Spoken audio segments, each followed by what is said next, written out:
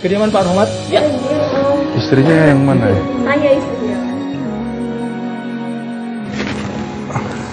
Jadi saya dari Divu Pinter Polri, saya ingin menyampaikan kalau bapaknya harus kembali ke Afrika.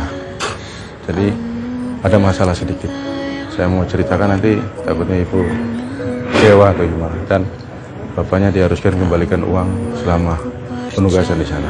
Ini kebetulan juga dari FPU yang baru pulang, dan malam ini bapaknya suruh kembali terbang ke sana, ke Afrika. Iya mas, nggak ada kabar lagi sih kayak gitu. Ya, saya mohon maaf, ini ada titipan dari bapaknya, suruh bawa pulang. Mohon maaf, memang ada barang yang betul-betul kita sayangkan, kenapa kok bisa hilang barang itu. Tadi dia mikir, misalnya gaji setahun udah saya pakai katanya, jadi harus dikembalikan secara utuh. Ya, terima kasih banyak. Oke, baik. Terima kasih banyak. Untuk sementara mungkin nggak bisa dihubungin, akan kita fasilitasi untuk dihubungin. Oke, siap. Terima kasih ya, mohon maaf ya. Oke.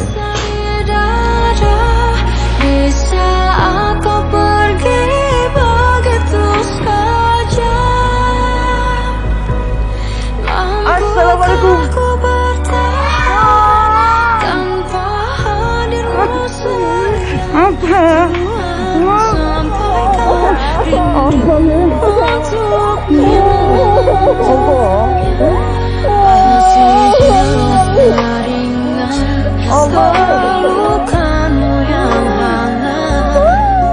Seakan semua tak mungkin menghilang.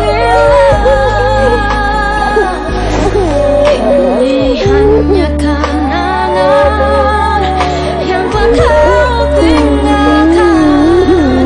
Tak tersisa lagi waktu bersama. Mengapa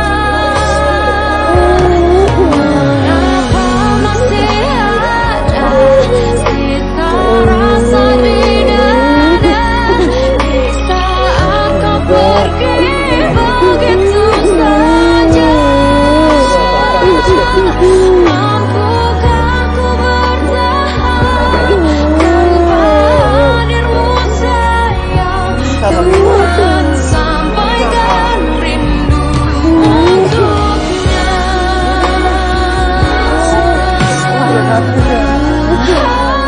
Apa? Bukannya ya? Ayo bukan? Hah? Ayo bukan? Bah, siapa? Ayahnya siapa? Ayah Siva. Ya bang, panas sih badannya ya.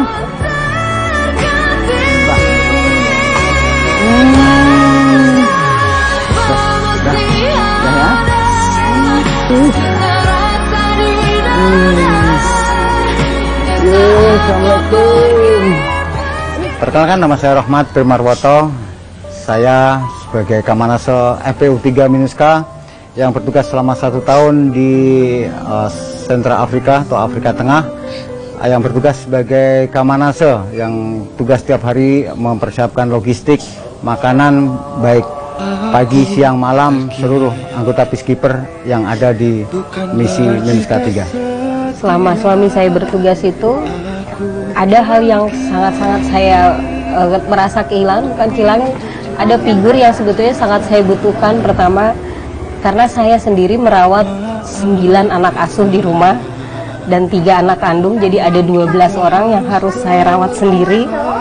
Jadi ketika suami saya pergi itu memang benar-benar apa ya, sangat berat juga sih sebetulnya. Jadi bukan karena ekonomi, bukan karena apa, tapi karena saya harus butuh dukungan dari beliau, butuh moral. Dan yang belum lama, 1 bulan yang lalu anak saya kecelakaan sampai harus dioperasi, dan saya betul-betul melakukannya itu sendiri. Jadi saya harus bolak-balik ke rumah sakit itu sendiri. Dan alhamdulillah, karena memang ada anak-anak asuh saya di rumah juga yang masih bisa saya buat tukar pikiran dengan mereka. Tahun 2007 saya sudah mengangkat anak asuh mulai dari 1 anak. Jadi kalau dihitung sampai tahun 2002 ini mungkin hampir 100-an anak yang sudah saya sekolahkan, saya rawat, anak-anak dari gunung, anak-anak dari terlantar, duafa, dan saya biayai jadi dari gaji suami saya dan dari hasil bertani. Saya pernah merasakan susah ketika pertama nikah dengan suami saya. Itu kan pangkatnya baru baratu waktu itu, dan merasakan gaji 600.000 kalau nggak salah. Terus pengen sekolah gitu kan, tapi saya nggak bisa. Jadi saya baru bisa kuliah itu setelah nikah dengan beliau. Itu pun ketika beliau sudah pangkatnya sudah bribtu atau brigadir. Terus jadi tumbuh keinginan kami berdua, kalau kita aja pengen sekolah sampai segitu susahnya, kenapa kita nggak bantu orang lain di saat kita bisa makan yang harusnya pertama 1 piring berdua, sekarang kita bisa makan lebih dari 2 piring, itu kita mampu beli, kenapa nggak kita bagikan dengan yang lain? Seperti itu aja sih konsep hidup kita, bisa mengangkat derajat mereka, itu udah bahagia. Pemirsa, semangat untuk membantu sesama membuat Ibda Rohmat Trimarwoto, anggota Polres Madiun, Jawa Timur, memiliki 92 anak asuh. Ibda Rohmat kini menjadi salah satu penerima Hogeng Award 2020. Semangat mengabdi kepada negara dan masyarakat membuat Ibda Rohmat membantu puluhan anak yatim untuk bisa bersekolah. Meskipun gajinya pas-pasan, namun Ibda Rohmat ternyata memiliki 92 anak asuh.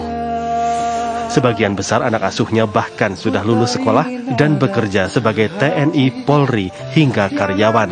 Ya, ketika saya melihat dunia pendidikan itu sangat mahal sekali. Orang pengen pinter aja susah. Iya, apalagi di dalam undang-undang kan sudah sangat jelas sekali tertera kan, bahwa kehidupan anak bangsa itu tugas negara juga tugas kita sebagai polisi juga gitu. Polisi biar dekat dengan masyarakat bagaimana lah. Kebetulan saya juga mendekati mereka kan dari sekolahan-sekolahan itu.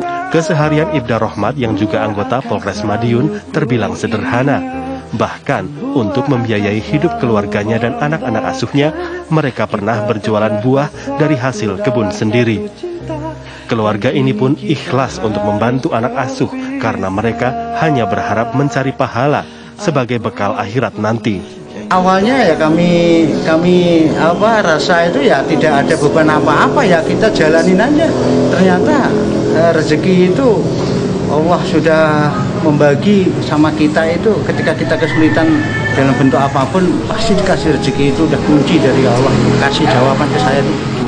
Jadi pesan saya kepada seluruh bayangkari di Indonesia dimanapun berada, kita sebagai istri dari abdi negara, dari seorang Polri, harus bisa menjadi bayangkari terbaik untuk pendamping kita, tetap rendah hati, tetap menanamkan hidup yang sederhana, yang tidak hedon, dan kalau bisa kita bisa menjadikan contoh yang baik, tidak hanya buat diri kita sendiri, tidak hanya untuk bayangkari itu sendiri, tapi seluruh ibu atau seluruh wanita di Indonesia pada umumnya. Dan tebarkanlah kebaikan, karena sebaik-baiknya manusia adalah yang bermanfaat bagi manusia yang lain.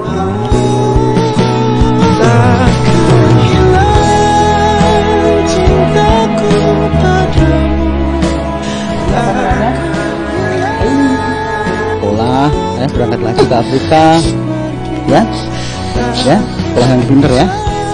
Sama Mbak Jika nggak boleh nakal ya. Ngaji sampai kelas berapa?